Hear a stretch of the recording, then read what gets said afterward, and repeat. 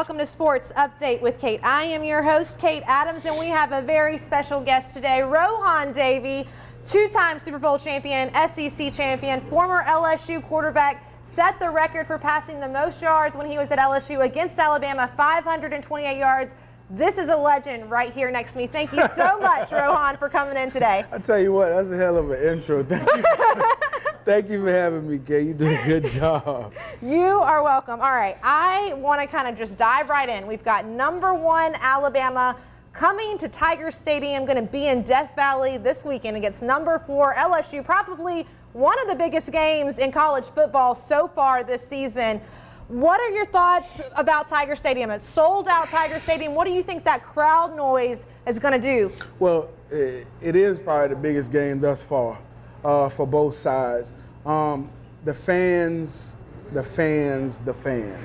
atmosphere. I've been sitting and watching and listening to interviews over the last couple of days of, the Alabama guys, listening to Tua, the running back Anderson. And Anderson, the senior, and Tua, the young guy that hasn't been in this game before. You see it's such a different approach when you see them talking, right? Tua, eyes are lit up. He's ready to go. I can't wait to see what it's going to be like. And the running back, the senior, Anderson's like, listen, it's a business trip. The atmosphere is going to be crazy. I've played there a couple of times. Tua, his reaction to it is what I want to see, is what the fans, the atmosphere, is it going to be too much for him? Which I don't think it will be, because he knows pressure from coming in last year off of the national championship game and not playing and playing well in the second half. But the first time Coach Aranda has seen him, the first time they've seen Joe Burrow, the first time that he's been in this environment. So I think for both quarterbacks, the environment and who settles down quicker in this football game, which I hope is Joe, is going to get off to a faster start, Kate.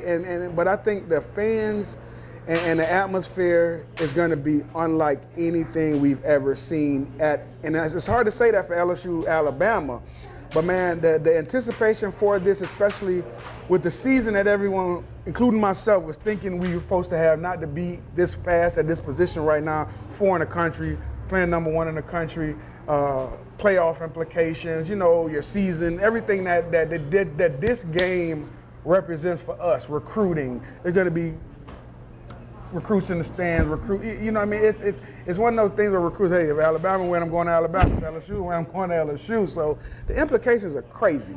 It really is. I mean, this is one of the biggest games of the season, like we were just talking about. This is the 6th time LSU is going to go up against a top 25 opponent so far this season. Pretty crazy. What do you think that does for LSU, having gone up against so many ranked teams this season? Well, what it does is you battle test it, so to speak. And I get it. They're not Alabama that they've been facing, but they are SEC caliber teams. The Auburns, the Mississippi State, with formidable front sevens, with formidable pass rushers, with NFL talent on both sides of the football field. So I think by the fact that LSU, opened up against Miami and has been playing well and been playing these tough teams, well, you don't go into Alabama wondering, can we hold up against the pass rush?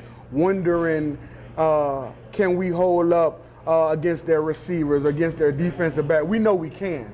Whereas Alabama's played a little less inferior opponents than we have, has not been in the close games as we have. So you want to take them into them deep waters, and you want to try to get them into some situations that they haven't been in. You want to get Tua Tagovailoa in pressure situations to where he has to make the throw, or he's playing in the fourth quarter and he hasn't done that yet.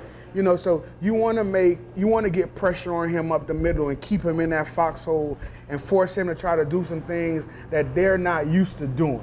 And I think if we can bring the fans, bring the atmosphere, bring the defense like they've been, we're going to have a chance. Look, I hope that we have a chance. Right now, Bama is a 14.5 favorite against LSU, especially. That went up a little bit with the ejection of Devin White and him having to sit out the first half. I do want to talk a little bit about Devin White. What were your thoughts about the targeting call that was called against Devin? Bogus. I mean, just simply put, bogus. But I'm not one of those guys that are blaming the referee or blaming the official or officiating. I'm blaming the rules and the rule committee and who makes the rules, because everyone has overanalyzed the rules of what it is, roughing, whatever it is, targeting, it may be. So the referees are going at the rules. They're trying to, if the rule says face touches this, that's what they're trying to enforce. So in my opinion, it's the rule that has to even be clearer, or they have to say, okay, when it's a time where we're trying to kick a guy out the football game, let's not take a minute to review it. Let's look at the intent. Let's see if there is any intent of him trying to hurt this quarterback or whoever it may be. But I think you just need to take a little bit longer look at it when you're thinking about throwing a guy out and disqualifying him for the first half of the next football game. I think it's the rules. I think the rule is just screwed up. I think the rule needs to be amended. And if it's not going to be amended, at least take a longer look at it or get someone else involved. I don't know what exactly the process is that they do, but whatever steps you need to take to make sure a kid's not kicked out of a game for the next game going into it. And to me, it doesn't matter if it's damn Alabama or if it's Middle Tennessee State, because at the end of the day, that kid's still missing an opportunity to play football and do something that he's been fighting to do, so. If they did make an amendment to the rule, do you think it just should be a case where maybe when the call was called a certain way, they're able to take another look at it and maybe reverse that call after a game has been played? Or what do you think the amendment should be? No, I think that it's either twofold. The first part about it is when you go in to review it, and you're thinking about, okay, that is targeting. First, if it's a foul, okay, it's a foul. Okay, now does that foul warrant the kid getting ejected? Is this kid a notorious, whatever, being targeted for targeting? Does he do that all the time? Is it simply like how Devin White was coming up and just happened to touch the guy's face? Is it a football move? It's so many little things that can go into it. And that's why I said they need to take a longer look at it. Now, once you take that longer look, if someone else needs to get involved at the SEC office or NCAA office or wherever it may be, then you can review that on a Sunday, on a Monday, and say, you know what, we got it wrong. The guy's not disqualified. That was the ref made a bad judgment call or whatever. We make mistakes, and that's all I'm saying. But don't disqualify a kid that isn't that type of a player, and how it impacts your football team, and not only emotionally, but X and O's as well. A lot of controversy and speculation because of that call. I actually saw a thing where, so the ref is apparently from the state of Alabama. He has two daughters that both went to the University of Alabama. Do you think he may have had a little bias at all? Do you have any opinion on that? I mean, I didn't know all that. All that about daughters at the school and from Alabama and stuff like that. But you know what?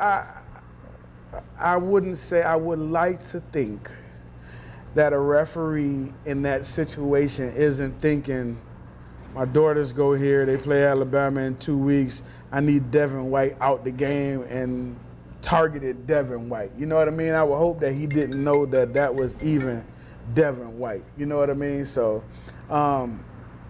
with those factors put into it, I can't say I take that out the equation now. I didn't know that. But honestly, I would hope to think that a referee is just officiating the football game, and they make bad calls. You know what I mean? They make bad calls. They're human beings. Their judgment. It's easy to go back and review and say this and say that. But I understand, it's LSU, Alabama week, and everything that's can possibly be looked at as a conspiracy theory is going to be a conspiracy theory. Well, a lot of LSU fans very fired up about this call. They even went so far as to start a GoFundMe page, and they wanted to put billboards all around Birmingham, Alabama, next to the SEC office, #Free Devin White. Okay, thoughts about that? But then look, Bama fans responded. They put up a billboard as well. I think their billboard was I've got a picture of it. I may have to come back and find it. But they put up a billboard as well. Their billboard says, Tiger fans, before Tua drops half a Benjamin in Death Valley, be sure to donate half a Benjamin to hurricane relief. Roll Tide, and that's for Red Cross. But what do you think about just the different billboard battles going on? Oh, wait, one more thing. LSU fans also got an airplane to fly over the Georgia-Florida game last weekend. Hashtag free Devin White.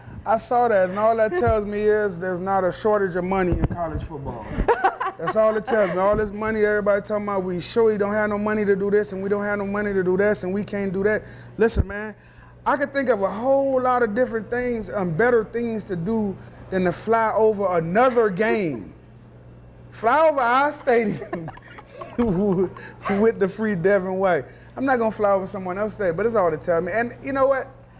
I have no problem with none of that, actually, because it's all for the fans. That has nothing to do with the players. Like us, I'm not a player anymore, but us as a former player, you like all that is wonderful. Like they was talking about doing a whiteout and doing all this and all that. Like I think that's awesome. I think it's all wonderful. I think it's all great for the fans. I think it's all great for college football. I think it's great that they get into it that much.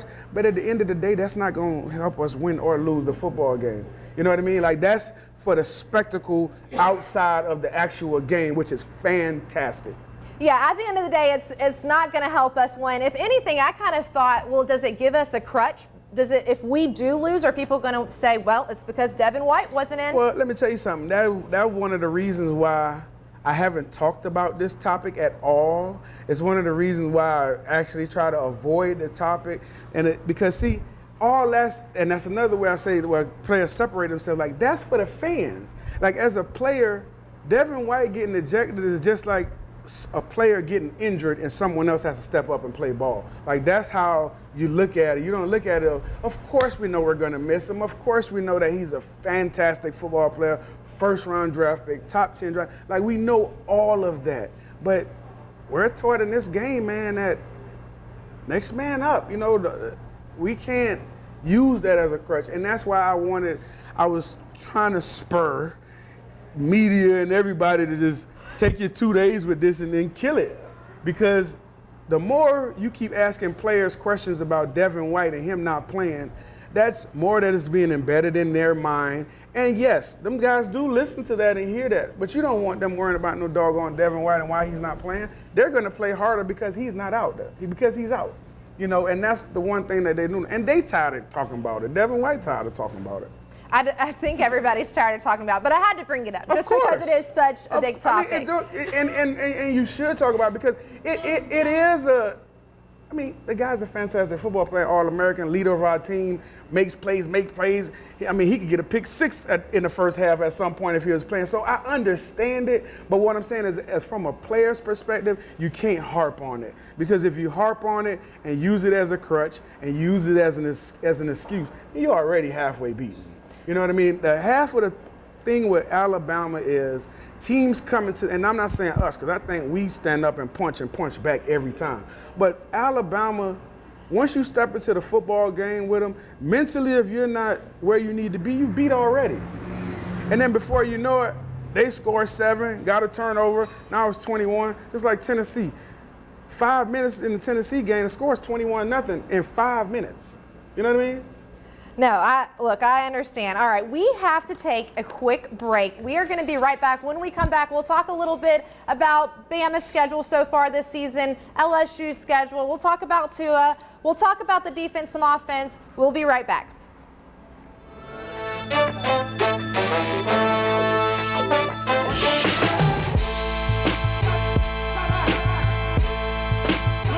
Your dad gave me his baby to go pick up your brother from the airport. Oh, honey, just take Mom's car. She just had navigation installed. I totally got this. We were just there.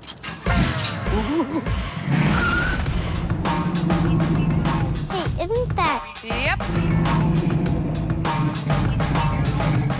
I'll program the airport in, just in case. You don't need a new car to have new technology. Mike's Audio, conveniently located on Airline Highway near the corner of Bluebonnet.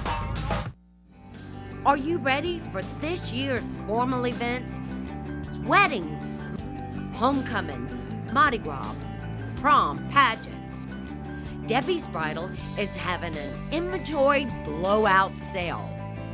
Don't be left out. Prices range from 20% off to 80% off. Happening now. Debbie's Bridal, Burnside in Gonzales.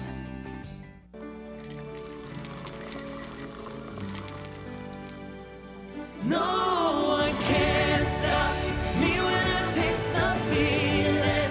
Nothing could ever bring me down. Nothing could ever bring me down.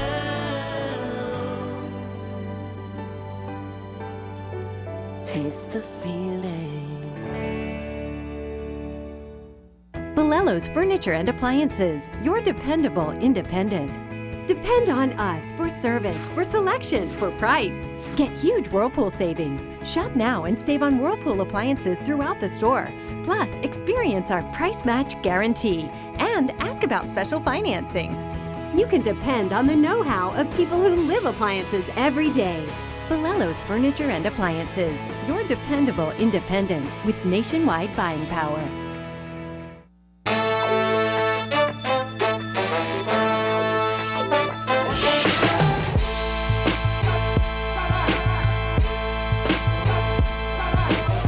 Welcome back to Sports Update with Kate. I am your host, Kate Adams. I have LSU legend, also two-time Super Bowl champion for the Patriots, Rohan Davey with me. Thank you again, Rohan, for being here. Absolutely. All right, so I have a quote that Saban said about LSU recently. He said, they're one of the best teams in the nation. I think they're very elite in a lot of ways. He also added, this team is not like any team we've ever played before at LSU. Both sides of the ball are going to be challenged. All right, with that quote, personally, I feel like this LSU team is a different team than the previous teams we've seen at LSU. What are your thoughts on this team this year? I agree with you, Kate. It's Coach Ensminger, Coach Ed Orgeron, Joe Burrow, with Joe being here, coming into the fold late. It's not that traditional bang, bang, run up the middle, power, then go to the play action game that we've been seeing under the Les Miles regime, a great coach, Les Miles. It's different, man. It's different because what we're doing now is we're attacking horizontally in the run game and the pass game. Some of our horizontal pass game is now an extension of our running game. So we're trying to pick up 3-4 yards, 5 yards is a plus on those first down passes when we're throwing a swing or we're throwing the little flares to the right or even to the slot receivers. So yeah, he's right. It's definitely different from what we've been doing, and that's because of the quarterback and the personnel and just, I think Coach Ensminger and Coach Orgeron knowing that the kind of weapons that we have now, the big vertical receivers, the Jefferson with the controlling the intermediate game, they have to know that banging their head against the wall like we've been doing before, it hasn't gotten us nowhere. We haven't beat them. So this approach that we're at now is, I think, the way where football is going. You're seeing Joe running it more now with the run pass options. It's more going towards how college football is going, where we were living in the past where we were just trying to, ram it. But, like I said, we had great running backs, Darius Geis and Leonard Fournette, so I understand that to an extent, but it's definitely different. But the Alabama's offense is different too, Yeah, Nick Saban said this is maybe the best team he's ever had at Bama. I mean, he's already had so many incredible teams. That's Nick scary, Saban is such a legend himself. What do you think about him saying that? One of the best teams he's ever coached. It's scary to hear him say that, but like you and I were talking off air, I didn't know he said that, but I kind of agree with him. And the reason I say I agree with him is because of the quarterback. He's never had a quarterback like Tua. He's never had a quarterback that processes and deciphers what's going on defense that quickly. He's definitely never had a quarterback that accurate. He's one of the most accurate QBs I've seen in a long time. And you can just tell a guy understands and gets it. So I think that's the bigger part of what Coach Saban is saying. He's basically saying, I've never had a quarterback like this. So being that I've never had a quarterback, I've never had a team like this. Because, just think about it. He's had the defenders. He's had the defensive backs that he's had now. He's had the offensive line, the running backs that he's had now. We know about the Ingrams, the Henrys and all these guys, the Ridleys, the Coopers. We know about the defenders and the guys that they've had. Not at the quarterback position, though. And I'm not saying they haven't had good ones, but they haven't had one like this guy. And Coach Saban has never had a quarterback like him. I don't care where he's been, LSU, Michigan State, Alabama. He's never had a quarterback like Tua. Now, the combination of Tua and Saban is something really special. It's definitely different, and I think that is one of the reasons they are so powerful, like you said. Now, you played under Saban. Yep. Does Saban, what does he do pregame? Does he give motivational words? Give me an experience you had, one of your most memorable experience with Coach Saban. I don't even know if it's a memorable experience, but to answer your question when you ask, like, what is it and, what does he do different on game day or anything like that, man, honestly, game day is actually the easiest part of the week. To be perfectly honest with you, game day, when I played for Coach Saban, when I played for Coach Bill Belichick, they're basically the same people, game day was the easiest part of my week because we prepared so hard during the week. We prepared and went up against same caliber talent, if not better talent, great coaches that prepared us hard. Like practice and everything was always harder than the game. So when you came to the game was just fun. I mean, we won some, we won more than we lost. So when you lost, it wasn't fun, but competing and knowing what to do, and that wasn't a challenge. That wasn't a challenge because we were so well prepared during the week. And during the week, man, you was in practice and, you have this period where you have it might have been 8 or 10 period, what we call blitz pickup and blitz period, where you go over the blitzes that you think you're going to see from the opposing defense of that week. So if we're playing Auburn, I'll be seeing Auburn's defenses versus whatever coverage it may be. But you'll always see about 3-4 defenses that, oh yeah, Coach Saban was just trying to see what he could do on that one. You know what I mean? He was just trying to see how he could screw us up on that one. And you would never see it, but it'd be the most exotic look for the offensive linemen as well as myself and the receivers. And that's something you would never, man, I've seen stuff in practice with Coach Saban that I never saw again until I got to the NFL. You know what I mean? So the way they prepare, and it's the attention to detail where nothing is overlooked. Like you were prepared, you were as prepared as you was going to be for any situation that you could think could possibly come up during the course of a football game. And I mean, man, listen, man, we've been in the indoor going through walkthrough before, and Coach Saban's so meticulous that he's paying attention to everyone that's walking in the indoor, and all he's paying attention to see is your shoes tied. You know what I mean? Because he wants you to have that focus, like, listen, I need everything to be lined up. This is the walkthrough day. This is our dress rehearsal day. We play tomorrow, so I want everything perfect.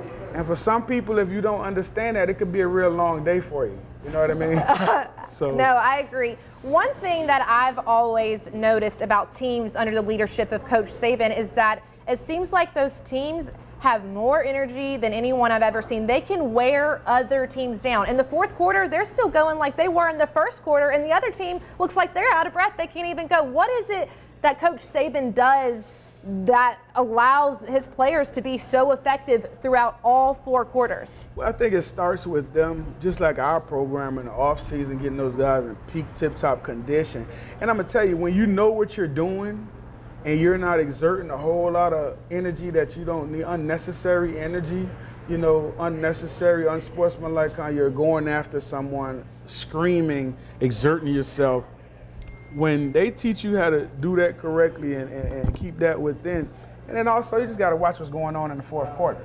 You know what I mean? Because if the offense is on the field and they driving, they're going to be kicking some butt because it's the momentum, it's all that. Now, if defense is out on the field, and they need to get a stop, and the other team is driving, it's going, well, it's not going to look so good, But with him, the also big thing with him and his team that he's always preached, even back to LSU, and I'm sure before us, Coach Saban preaches that you don't look at the scoreboard. You know, you're not looking at the scoreboard. You're more engaged in what you're doing and beating that person across from you, winning your individual battle that in turn wins the team battle and the unit battle. So now we win the football game. So it's just understanding, I guess, the approach of what you're doing and how he wants you to get it done. And then just having that stuff-like focus, man. Him, Jimbo, these are, you know, my thing with great coaches and good coaches, it's not always, you know, I'm an X and O guy. I'm a, you know, draw up this great play. You know, for me, it's how can I touch every one of these different young men or young ladies now, because these women are kicking now and everything else. So it's how can I tap into each one of them in a different way, knowing that I may have to take a different approach to get what I need out of that guy. And that's, I think, the biggest thing with those guys is they know how to feed you the information for you to get it, you know? Is Coach Saban the type of coach? Now, a lot of people say Coach O would be what they call a player's coach. Do you see Coach Saban being a quote-unquote player's coach at all? No, it's not seen. He is. He is? Okay. That's why I'm not saying he's a fan's coach or even a coach's coach or even a media's coach, but players, 100%. That's part of the reason why players love Coach Saban, is because from day one when he comes in there, he lets you know it's all about you. He lets you know that this university and everything is running. He lets you know that my check is predicated on you. So it's kind of, he holds you accountable, but also lets you know that you have a huge part in what's going on here. You know what I mean? So when he points out, I don't care about what's going on for the bowl game. I just want y'all to have the best gifts because you're the reason why they're here. You know what I mean? So when he points things, Coach Saban, and it's the same thing why people always point out like he has turnover at the coach's position, coaches go on and do this and go on. I mean, Coach Saban's the type of coach where he's not gonna come up and say, hey, Ro, good job. Or he's not gonna come up and say, hey, Coach Smart, good job. He's gonna be like, hey, I put $150,000 in your bonus. You know, keep it moving. And the level of respect that the players have for him, I said, not necessarily all the coaches, because he doesn't ask anything that he wouldn't do. So if Coach Saban gonna sleep in the office, he expects you to sleep in the office. You know, but you may not want to sleep in the office.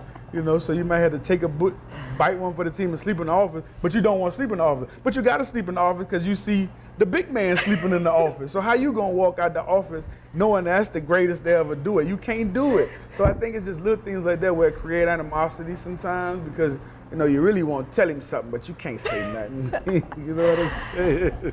Yeah, I don't think that I would ever try to question any of his motives if I was one of his players or was on his staff or any of that. But look, we are going to take a quick break. We'll come right back, talk some more LSU Bama, dive in a little bit to the defense, into some of the offense. We're here at Scoreboards 10655 Coursey Boulevard. Come see us. We'll be right back.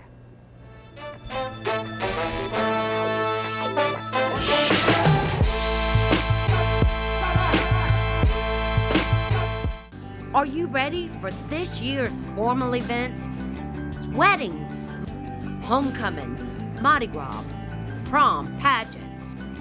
Debbie's Bridal is having an Inventory blowout sale. Don't be left out. Prices range from 20% off to 80% off. Happening now. Debbie's Bridal, Burnside in Gonzales.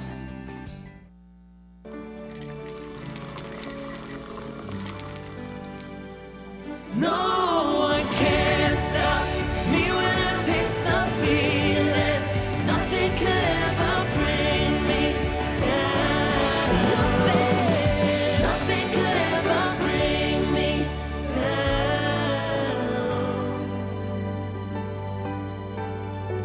Taste the feeling. Bellello's Furniture and Appliances, your dependable independent. Depend on us for service, for selection, for price. Get huge Whirlpool savings. Shop now and save on Whirlpool appliances throughout the store. Plus, experience our price match guarantee and ask about special financing. You can depend on the know-how of people who live appliances every day. Bolello's Furniture and Appliances, your dependable independent with nationwide buying power. Look, your dad gave me his baby to go pick up your brother from the airport. Oh, honey, just take Mom's car. She just had navigation installed. I totally got this. We were just there.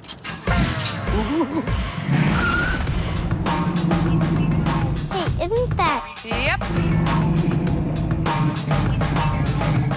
I programmed the airport in, just in case. You don't need a new car to have new technology. Mike's Audio, conveniently located on Airline Highway near the corner of Bluebonnet.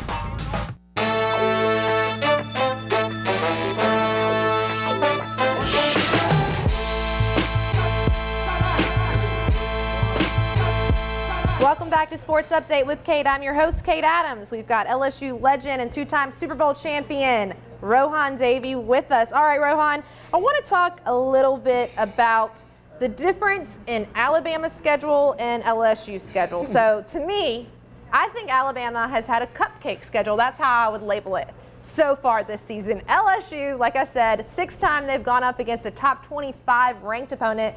And then I believe maybe 3 times they've gone up a top 10 opponent. Okay, pretty big difference in schedules. Also, look, we've got this right here. So opponents' combined record for LSU is 42-23. They've gone up against 6 ranked opponents.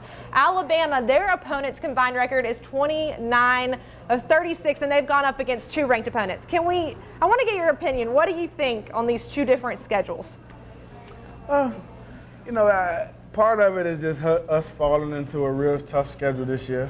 Having Miami not panning out that they wanted, but at the beginning of the season were. You know what I mean? So I always see, even on ESPN, they talk about strength of schedule and strength of this and strength of that, and how, whether it's beneficial to schedule a tough opponent early, or not.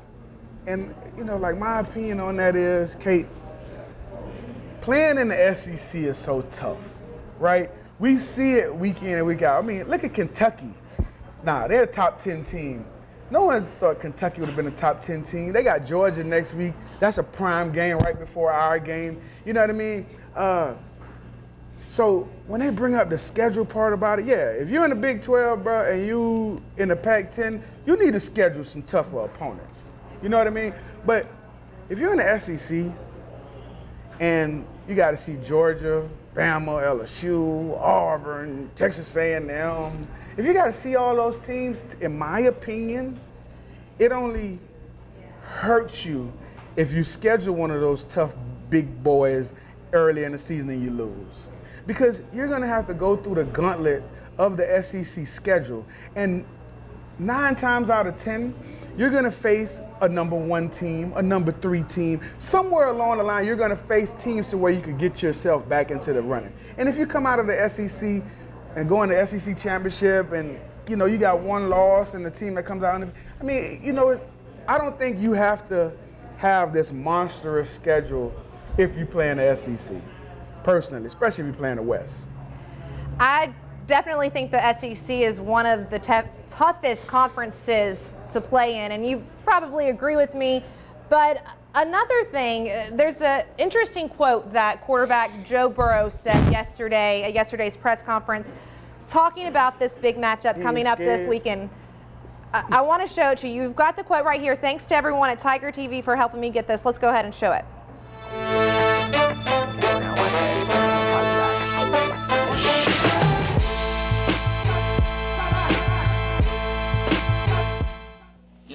I'm not scared of this game.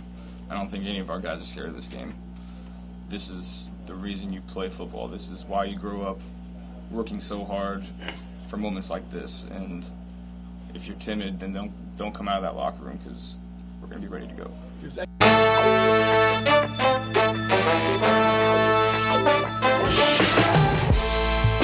Okay, so your thoughts on that quote from Joe Burrow? I like it. I like it. I don't think it's something that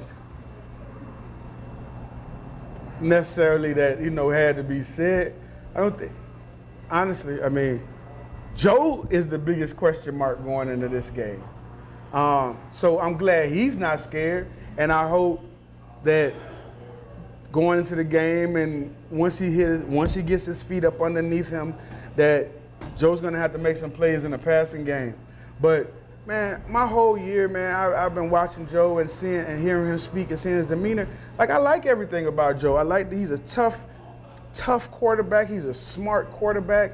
The only unfortunate thing about what's going on is Joe came into the fold late, and I honestly don't think that you're going to see the best from Joe until next year, when he's had an opportunity to go through a year knowing what he's facing, going through a year of learning the offense, going through a year of learning these guys. And actually, if Joe wasn't taking just one class and have all this time to devote to football, which is a credit to him, I don't think he'll be as far along as he is now. He's basically in college, but he has an NFL schedule. His day-to-day is an NFL. I go to class, or not even class, I take this class online for an hour and a half, and then it's all football. So you being able to catch up to speed and get in with the game plan, oh man, he's in there talking and working with the coaches while guys are in class. You know, so it's definitely a plus for us here at LSU. But the emotions of what Joe is talking about of the game, Joe's referring to the emotions that go into this football game and what, you know, whether his teammates been telling him, what he's been seeing, what he's been reading about, whatever he knew from when he was at Ohio State and seeing this happen while he was there. I think those are the things that he's talking about. But for me, him settling down, and because this is his first time seeing Alabama and going up against Coach Saban and being in this Alabama-LSU trilogy or whatever you want to call it. I guess we got to win a couple before you can call it that. But as quick as he can settle down and get into the game plan, and it's whoever lets these emotions just go away the quickest and get into executing, throwing, catching, tackling, we're going to be fine. I think so. I definitely am impressed with his ability to stay calm in those really high pressure situations. You know, as a quarterback, he's probably only got about a little over a 50% completion record, but he does make the passes and the throws when it matters, in those times that it matters. Another thing that he does is he's kind of a running quarterback a little bit. A lot of people don't like when he runs. They mention that, well, you should slide, you should do this, but he doesn't really seem like he wants to slide. He's a big guy, he's a tough guy. What do you think about that as a former quarterback? Should he be sliding? Should he keep doing what he's doing? Well, it's tough because he clearly has never slide. Nobody's taught him how to slide. I don't know if he has a baseball background, but it's clear to me that he sliding is not really something that he thinks about. The only reason I say Joe has to this year change that philosophy is because we don't have we have a backup, but I don't think anybody wants to see Joe out the football game. And so I think now his maturity has to kick in, and he has to think about, well, you know, I have a team to think about and not just trying to pick up 1 yard or extra 2 yards on 1st and 10 when I've already gotten 8. Just get down.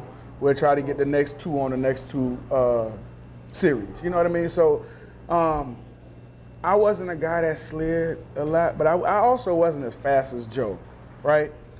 But he has to know when to get down and when to. I actually like them picking their spots with him, when to run him. I wouldn't like to see him an intricate part of the running game. I think that if you want to run all this wildcat and all this deceptive stuff, man, put somebody else back there to run the ball. I understand you want the passing element of it all, but I also want him healthy.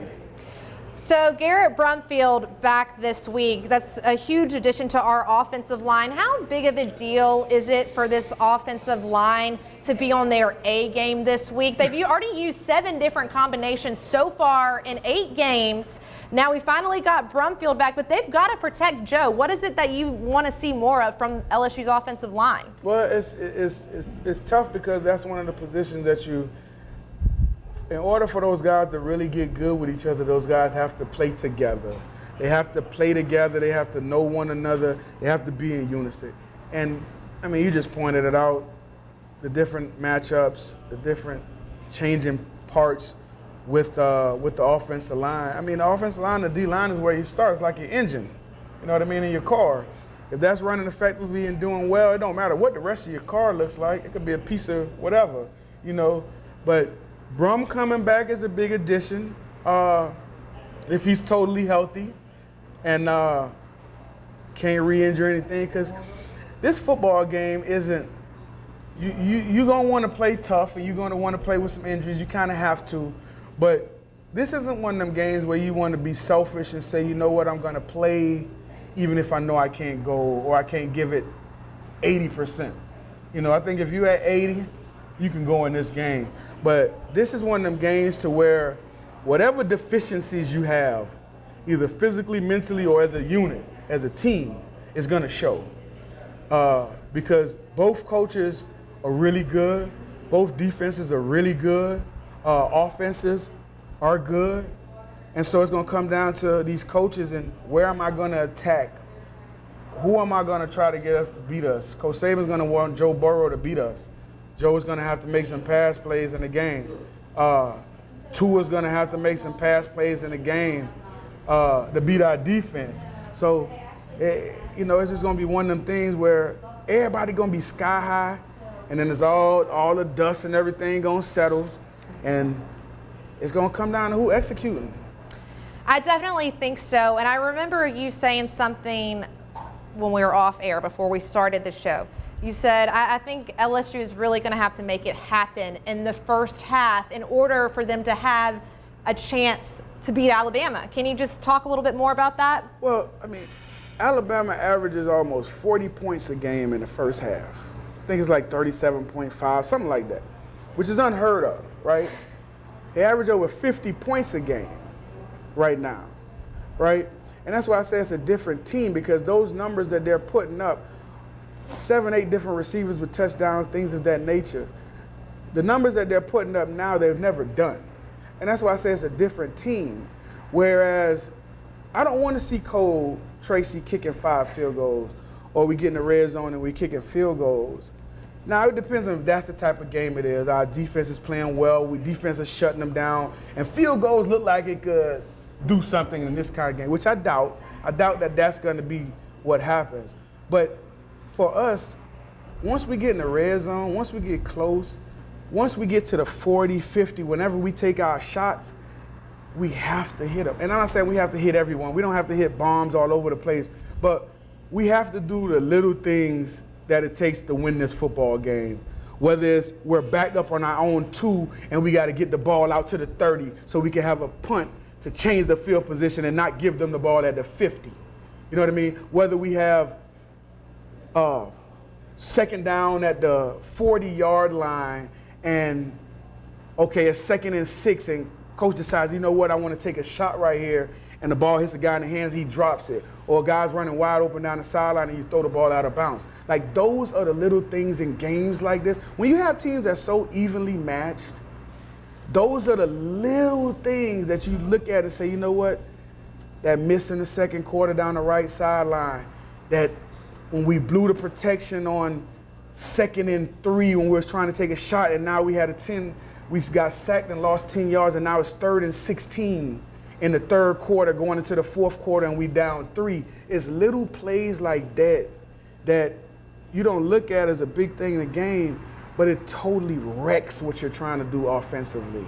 And those are the things, in my opinion, that, and we've been doing a good job at it so far. We started out in favorably situations. We started out with the lead. We started out, Delpit has come up with some big picks. I mean, those guys have played great at the beginning of football games, and that's what we're going to need Saturday to get off to that start. And you know what? If anything else, it's just for morale. Because just like we talking about, you got to stay in there early. Them coaches are also preaching that to those guys in those locker rooms. Hey, we got to get off to a fast start. Hey, line, we got to do this. Hey, we got to do this. Do you know what they're averaging in the first half? Do you know this? Do you know that? We got to stay close to these receivers. Look at this accuracy. Like, those guys know that. And that's why I bring up the point to, it's whoever could settle down and start just executing their game plan. I think that attention to detail is going to be one of the major factors. It might be the difference in the game. We have to take a quick break. When we come back, we will talk about Tua. We'll get Rohan's prediction on LSU, Alabama. We'll talk a little bit about some Alabama offense and defense. We're here at Scoreboards, 10655 Coursey Boulevard. Come see us. We'll be right back.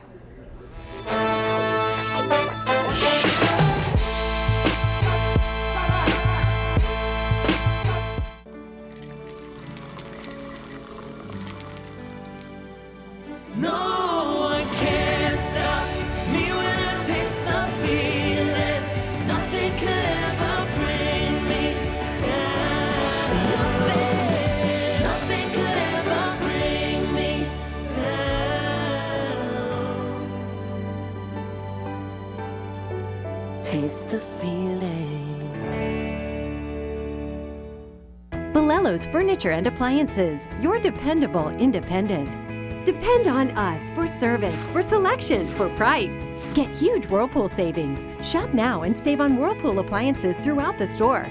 Plus, experience our price match guarantee and ask about special financing. You can depend on the know-how of people who live appliances every day. Bellello's Furniture and Appliances, your dependable independent with nationwide buying power. Look, your dad gave me his baby to go pick up your brother from the airport. Oh, honey, just take Mom's car. She just had navigation installed. I totally got this. We were just there.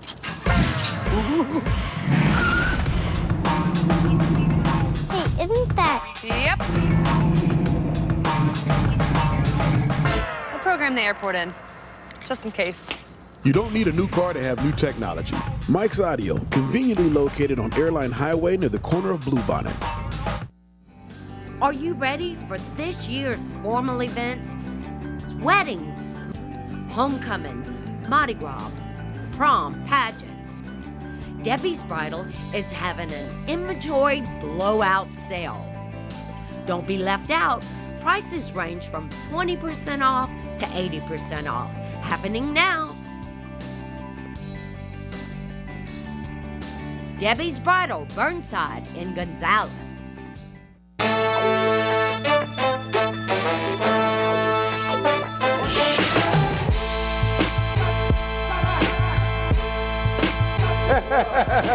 That was a mistake.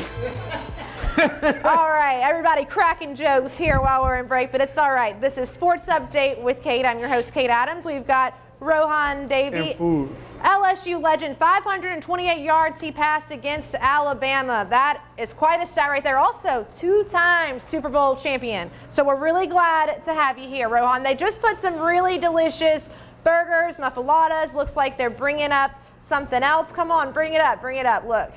Some chicken fettuccine, yum. So we are here at Scoreboards 10655 Coursey Boulevard.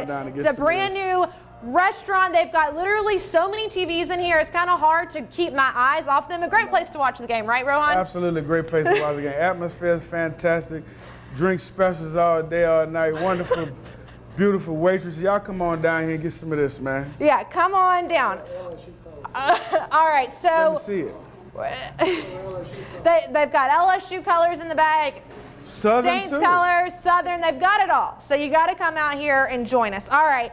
One player that we've kind of touched on, not really that much, is Tua. I'm not even going to try to do his last name right.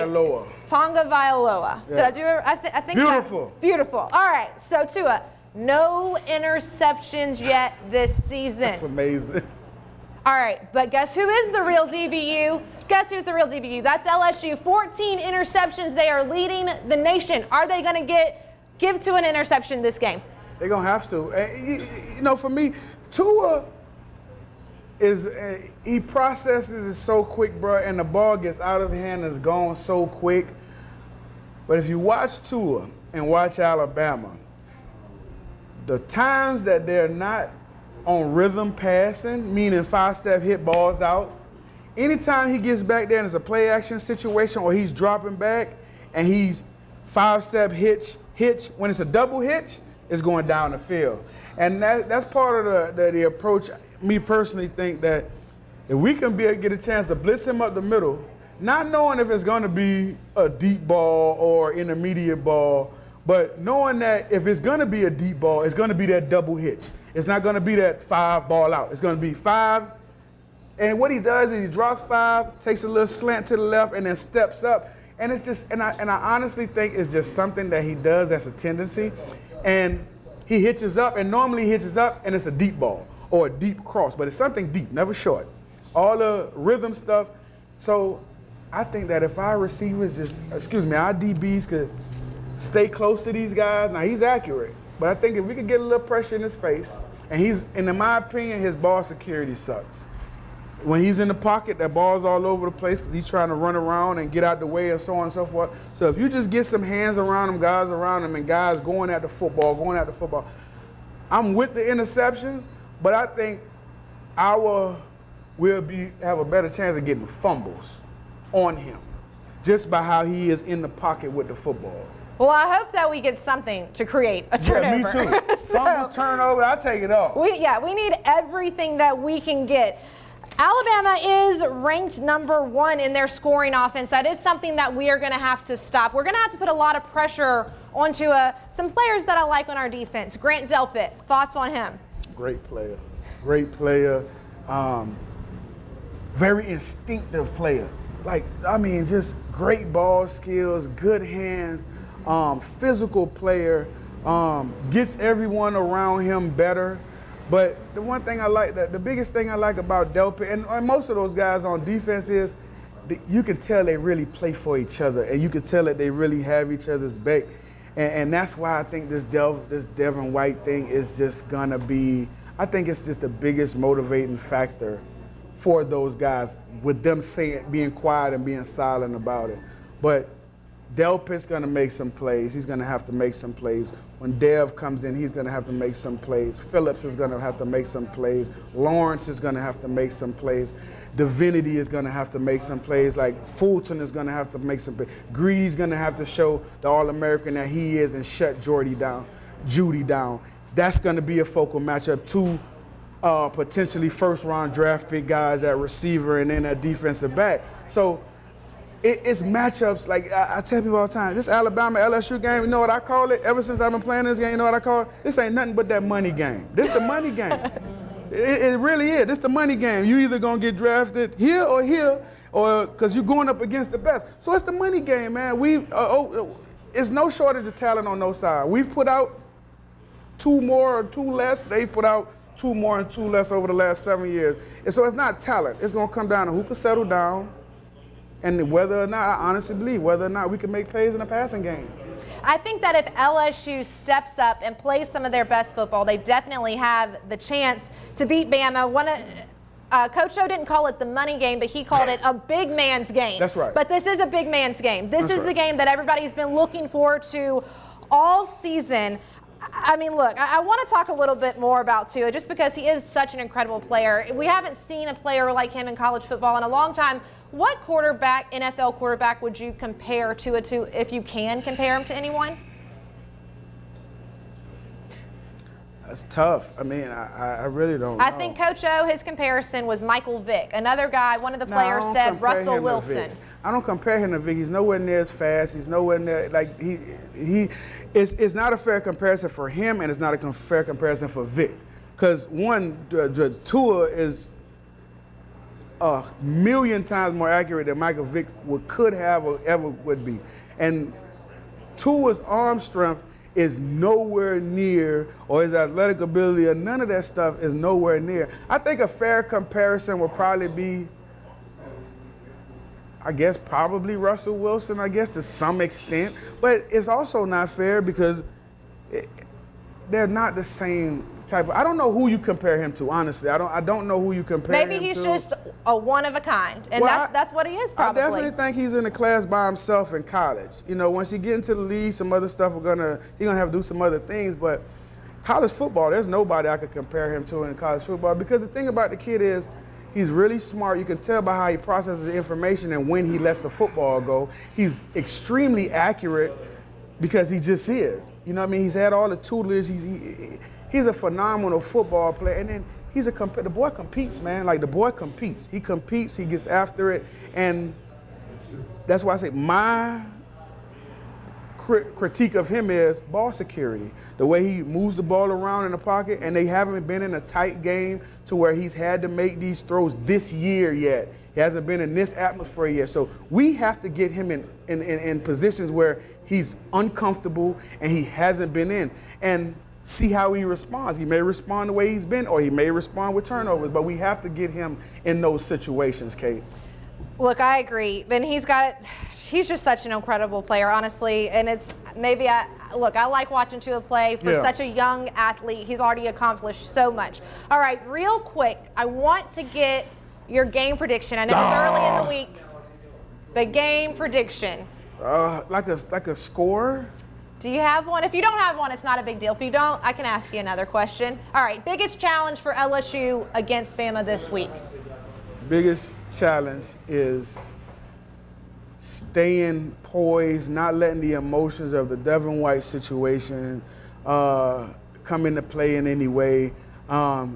Getting off to a fast start against their defense. Getting off to a fast start against their defense offensively, I think is the biggest. I think our defense is going to be able to do, not necessarily shut them down, but they're going to be able to do enough. We have enough playmakers on that side to do it, you know? Look, LSU definitely has enough playmakers. Bama's got some playmakers. It's all going to come down to Saturday night in Death Valley. It is really the game of this college football season so far. Yeah. I would say, look, we are here at Scoreboards. There is so much to do, so many TVs, great food, some chicken Alfredo, burgers, muffalata. I've got Rohan Davey. I'm going to call him the LSU legend, Louisiana legend, 528 yards passing against Bama. Two-time Super Bowl champion. Thank you, Rohan. You don't know how much I appreciate you coming in today and sitting here joining me, just having a good time. Look, Sports Update with Kate. We are here at Scoreboard 10655 Coursey Boulevard. I want to say thank you to Caleb St. Germain, my producer, to Marty Campbell, Alan Shaler. Thank you again, Rohan Davey, for joining us here at Scoreboards. Make sure that you come and see us. We'll see you next week. The best thing you did.